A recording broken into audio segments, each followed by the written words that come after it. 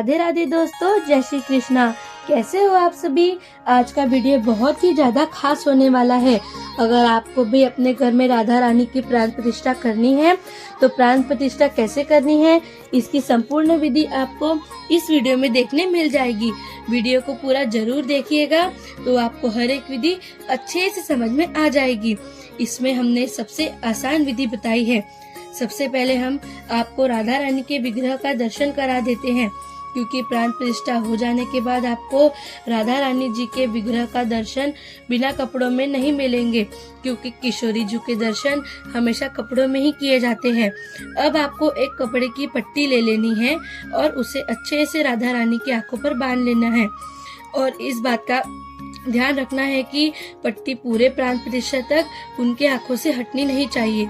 हमने ये विधि बहुत आसान तरीके से बताई है, जो आप आराम से अपने घर में अवेलेबल सामानों से कर सकते हैं। आप इस विधि से लड्डू गोपाल जी की भी प्राण प्रतिष्ठा कर सकते हैं और भगवान की प्राण प्रतिष्ठा करने का कोई निर्धारित मुहूर्त नहीं होता है। अब आपको एक बर्तन ले लेना है और उसको कुमकुम घोलकर अच्छे से डेकोरेट कर लेना है। मैंने इसके अंदर अष्टदल कमल और बाहर स्वास्तिक बनाया है। सबसे पहले हमको प्रथम पूज्य गणपति बप्पा की पूजा करनी है, क्योंकि किसी भी शुभ कार्य के पहले यह जरूरी है। उसके बाद एक अखंड दीपक जलाना है।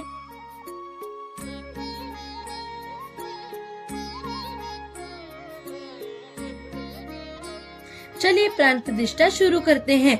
अब हमें राधा रानी को 2 प्रहर यानी 1 घंटे के लिए जल में वास कराना है। पात्र को हम एक साफ कपड़े से ढक देंगे और इनको 1 घंटे के लिए बिल्कुल डिस्टर्ब नहीं करना है, हाथ नहीं लगाना है। ठीक 1 घंटे बाद हम राधा रानी को अन्न में वास करवाएंगे। मैंने यहाँ चावल लिया है। आप इस विधि में कोई भी अन्न जैसे गेहूं, दाल या चना ले सकते हैं, लेकिन एक बात का ध्यान रखें कि विग्रह पूरी तरह से अनाज में ढक जाए और फिर से 1 घंटे के लिए छोड़ देंगे।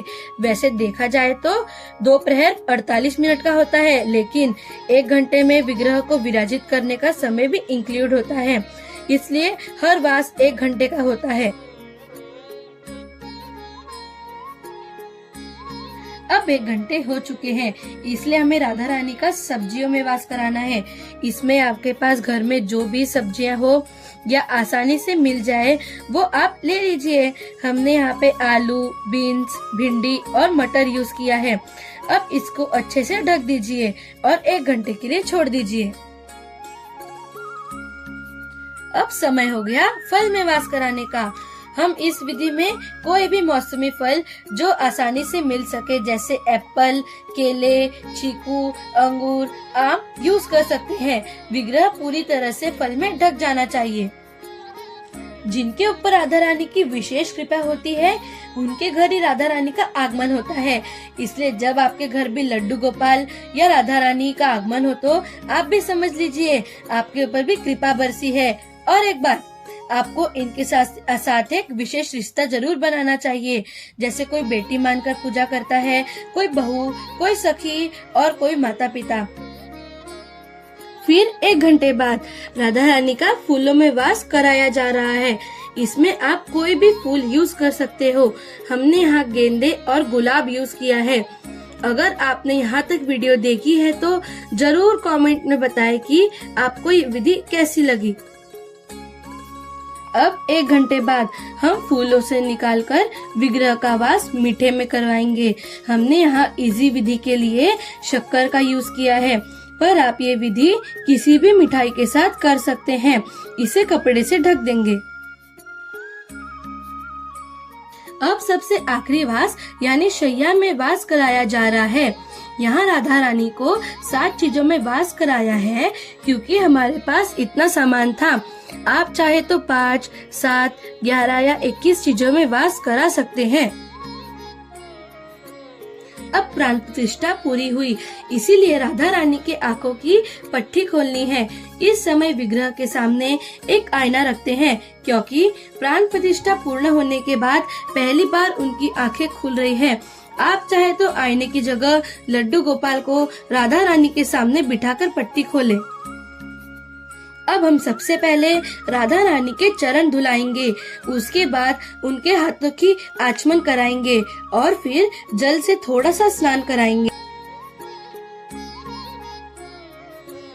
अब हमें विग्रह का पंचामृत से अभिषेक कराना है। इसमें सबसे पहले कच्चे दूध से स्नान कराएंगे और इस बात का ध्यान रखना है कि दूध एक धार में गिरे। दूध के बाद दही, घी, हनी और शक्कर से एक के बाद एक स्नान कराएं। आप चाहे तो पांचों चीजें एक साथ मिला के स्नान करवा सकते हैं। स्नान कराते समय आप हल्के हल्के हाथ से विग्रह की मालिश भी कर सकते हैं। अगर आपके पास इत्र अवेलेबल हो तो पंचामृत स्नान के बाद इत्र मिला के जल से स्नान जरूर करवाएं। और एक एक्स्ट्रा टिप, पंचामृत स्नान के पहले अगर आप चाहे तो अभ्यंग से भी स्नान करा सकते हैं, जिससे विग्रह चमक उठेगा।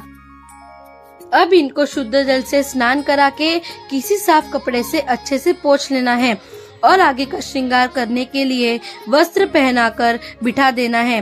राधा रानी का श्रृंगार सेम लड्डू गोपाल जैसा ही होता है, बस 2-3 चीजें एक्स्ट्रा होती है, जैसे नथ, कमरबंद और ओढ़नी। हमने इनको माला, कंगन, केश, चंद्रिका, नथ, बिंदी, पायल, कमरबंद और कान की बालियां पहना दी है। गर्मियों के दिन है, इसलिए चंदन का इत्र भी लगाया है। अब हमारी राधा रानी फाइनली पूरे श्रृंगार के साथ गृह प्रवेश के लिए रेडी हो गई है। आप कमेंट में जरूर बताना आपको हमारी राधा रानी की छवि कैसी लगी। अब हम राधा रानी का सूक्ष्म रूप में यानी सादे तरीके से गृह प्रवेश करेंगे।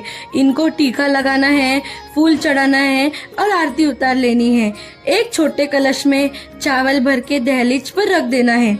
हमने फूलों की रंगोली भी बनाई है। अब कलश को अंदर की तरफ गिरा के राधा रानी अंदर आ रही है। हमने गीले कुमकुम से एक कपड़े पे उनके चरणों की छाप ली है। यह कपड़ा आप तिजोरी में भी रख सकते हैं। ये जो प्राण प्रतिष्ठा की पूरी विधि है, इसको आप जो भी सामग्री अवेलेबल हो उससे कर सकते हैं। इस पूरी विधि में सामग्री से ज्यादा इम्पोर्टेंट आपके भाव है। आपको हर एक स्टेप पूरे भाव के साथ करना है।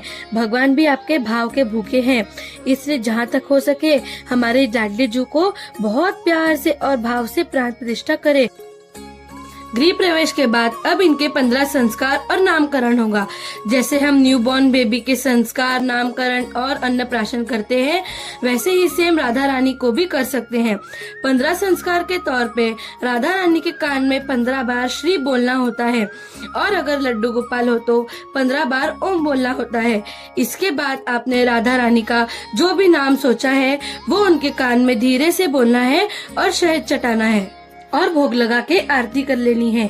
ये देखिए हमारे कान्हा के फ्रेंड भी मिलने आ गए लाली से। अब इस स्टेज पे टेक्निकली आपकी प्राण प्रतिष्ठा 100% पूरी हो चुकी है और हमने भी सिर्फ इतना ही करने का सोचा था, लेकिन हमारे नटखट कान्हा है ना, वो तो इतना ज्यादा खुश हो गए, उन्होंने हमें प्रेरणा दी कि एक छोटा सा कीर्तन किया जाए। अब कब वो छोटा सा सिंपल सा कीर्तन इतना बड़ा ग्रैंड सेलिब्रेशन हो गया, हमें तो पता ही नहीं चला। कान्हा को जो सेवा चाहिए थी वो उन्होंने अपनी किशोरी के लिए करवा ही ली। आप मानोगे नहीं, लेकिन ये सब तैयारी सिर्फ एक ही दिन में हुई है। ये लीलाधर की लीला है कि चीजें एक के बाद एक जुड़ती चली गई। सुंदर पर्दे मिल गए, झूला सज गया, हमारी किशोरी जू और लाडली जू के नाम का बोर्ड बन गया, अष्ट सखियां और श्रीनाथ जी की झांकियां सज गई, बलून डेकोरेशन भी हो गया। उस दिन और एक लीला हुई। कान्हा चाहते थे 21 भोग बने, लेकिन समय के अभाव के कारण बस 11 ही तैयार हुए। आपको विश्वास नहीं होगा, जब कीर्तन खत्म हुआ और सब अपने घर चले गए तो हमने भोग की गिनती की और वे 21 निकले। हमने तो 11 ही भोग लगाए थे, लेकिन जो 10 भोग एक्स्ट्रा आए वो कीर्तन में आए भक्त अपने घर से बना के लाए थे, जैसे खीर, हलवा, नारियल के लड्डू, मिश्री आदि। आइए कन्हैया के लाडलो, आपको कीर्तन की कुछ झलकियाँ दिखाती हूँ।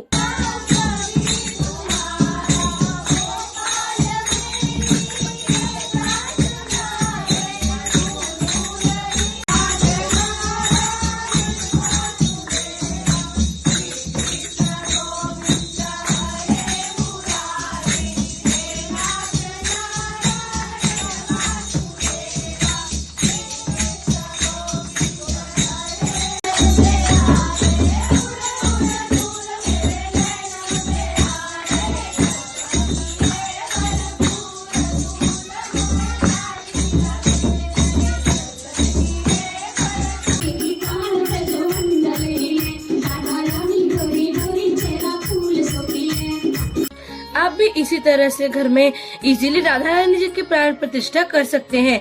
ऐसे और वीडियो देखने के लिए और हमारे कान्हा किशोरी जी के डेली दर्शन करने के लिए हमारे चैनल राधा रमन बिहारी को सब्सक्राइब करें और बेल आइकन जरूर दबाएं, जिससे आपको सबसे पहले हमारी वीडियो देखने मिल जाएगी। And don't forget to like, share and comment. Radhe Radhe, Hare Krishna. Thanks for watching.